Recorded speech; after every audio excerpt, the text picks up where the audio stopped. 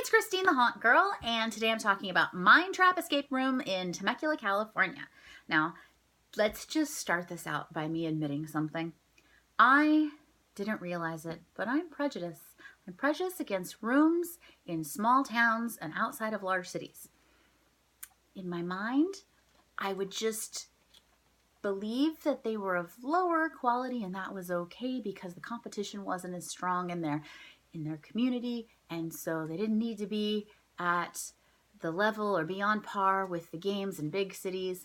And that was blown out of the water by Mind Trap, because Mind Trap is a higher quality, more immersive, better designed game than most of what we've seen in the US. Big city, small city, doesn't matter.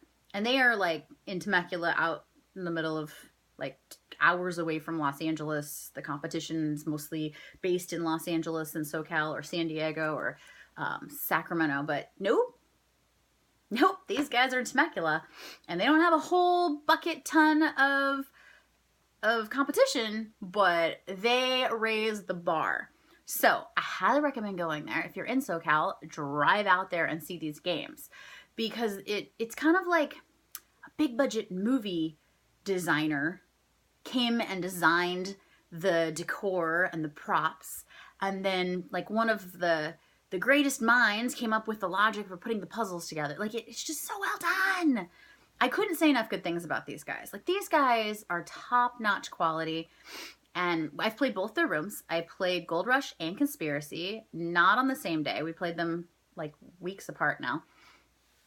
Gold Rush we did first, and you're in a cabin and you're trying to break into a mine, and like just there's so many, it's cool because it fits the room and the theme and the puzzles, and they make sense for the most part. I mean, there's always some little logic things like, well, why did he write that there? Well, I don't know, maybe he's forgetful, whatever, but like it was so like coherent and well done, and it looked great, and the lighting was good, and the sound was great, and then the hint system. I mean, this is one of the best hint systems as far as creative and effective. Like, I get it. Everybody's hint systems are stepping it up, and they should be, because there's nothing weirder in an escape room than having a theme and then using a walkie when walkies weren't invented yet or whatever. And this is not that. This has got the hint system. It's so much fun. I like it. Although the Conspiracy hint system might be better, even though there's a little bit of a, not too much of a, like a second of time delay, which really shouldn't make a big deal. But I was like, man, it's just, it's because of the way the system works. It's so cool. And then we heard about how it works later on in the game, and that's even better. And oh, anyway, I love their hint systems. Can you tell? I love their hint systems. So the puzzles in the cabin, or sorry, the Gold Rush, are, I'd say, slightly easier. It's a slightly easier game, but a little bit more physical in the sense that like it's old-timey, so you know, it's definitely more hands-on things that you're doing. You'll see things by doing things. There's a lot of doing. It's a lot of doing. Handling objects and items and things. Where Conspiracy, you still have to handle a lot, but it's not quite the same sort of handling. You're certainly not moving big objects around the same way you are in Gold Rush, but there are like buttons and levers, and you're in a Conspiracy thing, and like it's the, and I would almost venture to say that this escape room came after the Conspiracy lab was just there. Like that's how well it's designed. Like it feels like they really are maybe conspiracy theorists that just had a room and said, hey, let's turn our conspiracy theory room into a game, and we'll make puzzles around what we already have crazy conspiracy stuff in there, because it's like kind of spot on. Like it's that good.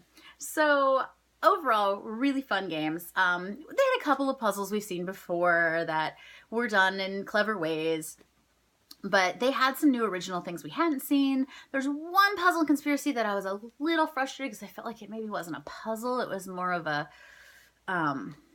there's less to solve and more to figure out, I guess, and without giving away too much. And I'm sure they know watching this what I'm talking about.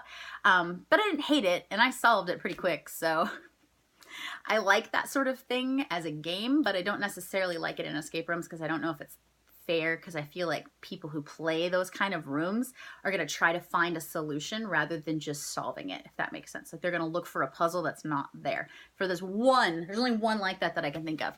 So other than that, like I can't even think of anything that I think they should do better. Like they're just great. Like I highly recommend them. My cat is jumping onto things she's not supposed to be. Sorry if I'm distracted. Cat jumping. But yeah, I highly recommend playing the game, going and checking them out. And if you have to drive all the way from wherever you're at, do it. It's worth it. If you like this video, please give me one of these and subscribe. And also check out my blog, thehauntgirl.com, where I do escape room reviews and talk about haunted houses and different events around the nation. And I have my calendar where I'm going for the haunt season, so that's exciting. If you like haunted houses as well, definitely check out my haunt calendar and see if I'll be coming to your city. We'll be playing escape rooms while we're there too, so